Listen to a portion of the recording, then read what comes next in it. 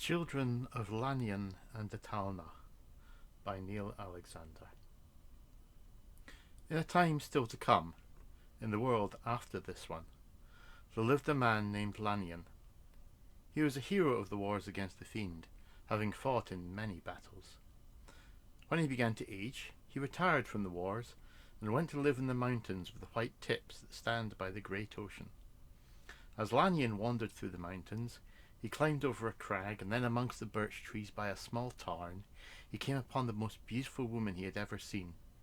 Straight away they fell in love with each other. Lannion and Etalnaa had 3 children. Bear was a tall, broad-shouldered man, with black hair all over his head and across his back and chest. He wore checked trousers and carried an axe as he went hunting through the mountains. Eagle was a keen-eyed, quick woman with fiery hair to match her temper and fierce glance. She could often be found high in the branches of the trees or stalking the heights of the crags, spear in hand. Salmon was slim and athletic in form, and was neither man nor woman. They dressed in fine mail of shimmering scales, and could be found either swimming in the tarns or following the streams that cascaded through the mountains. Now, since the children of a mountain spirit and a hero are naturally steeped in magic, they easily learned the songs of power that their mother could teach them, each to their own inclination. The 3 also learned the arts of combat from their father. Thus Salmon learned to leap and to swim and to enchant the mind.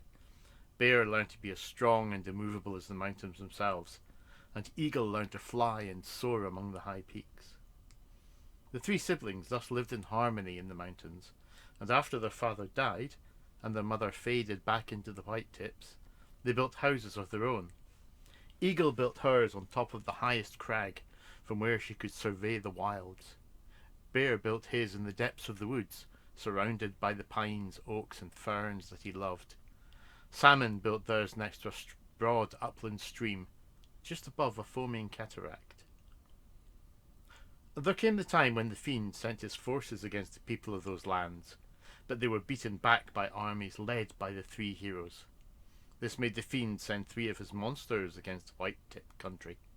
3 giant brothers towering over all others and nearly as tall as the mountains themselves. They were called Mountain Walker, Sea Wader, and Skytoucher, and they waded through the ocean toward the land of the white tips. Sea Wader was intercepted by Salmon before he could reach the shore, the hero leaping out of the sea, their shimmering scale armour reflecting the sun as it did the beads of water and foam falling back into the brine.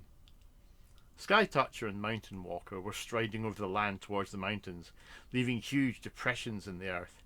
These filled in with water later, forming the lakes that are called the Giant's Footsteps.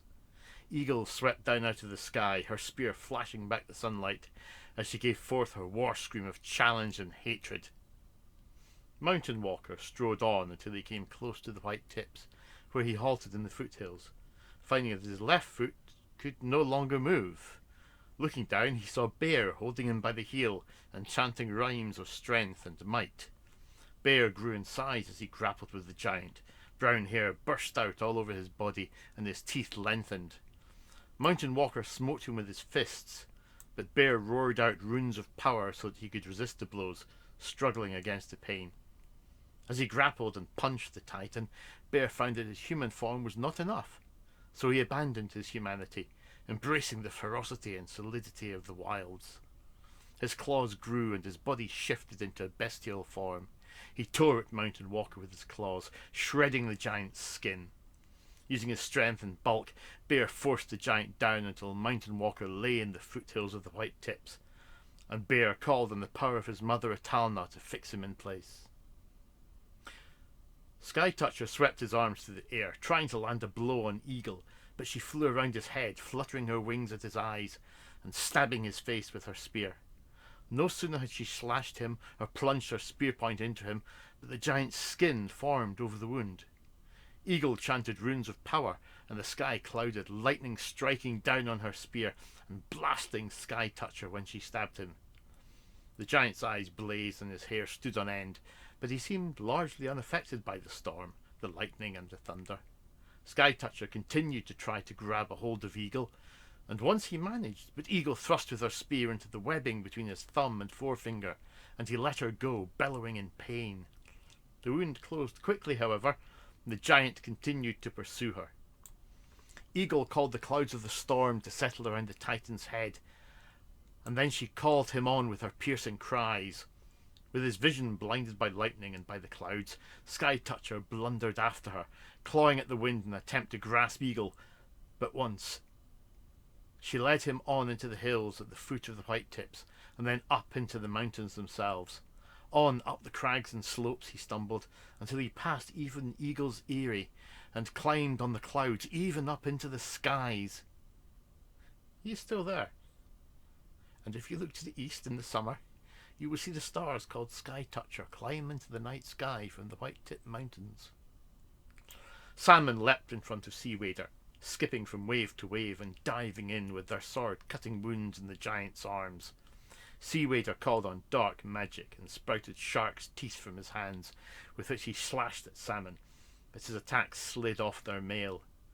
This was not without cost, as each cut and slash removed a few of their scales, which fell glittering like rainbows into the surf.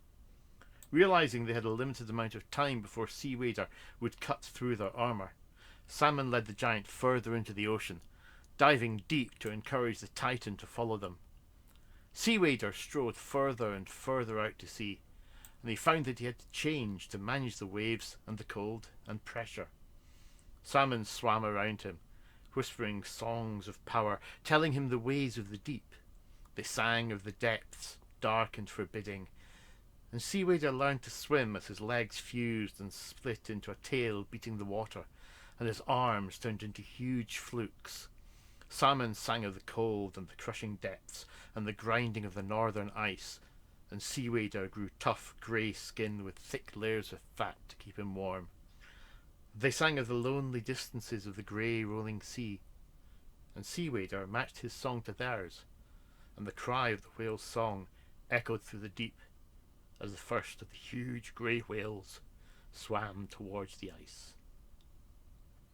The three children of Etalnaa and Lannion still keep their vigil on the giants.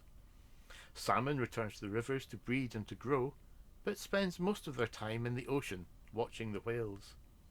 Eagle soars the highest mountains, with her glance turned part to the earth, but part to the stars, ensuring Skytoucher remains confused by her cries. And Bear still roams the mountains and the hills, as a beast of strength and power. Beneath his paws, he feels the shaking of Mountain Walker in his sleep. That ends the story of the children of Lannion and Etalnaa. Thank you for listening, and goodbye.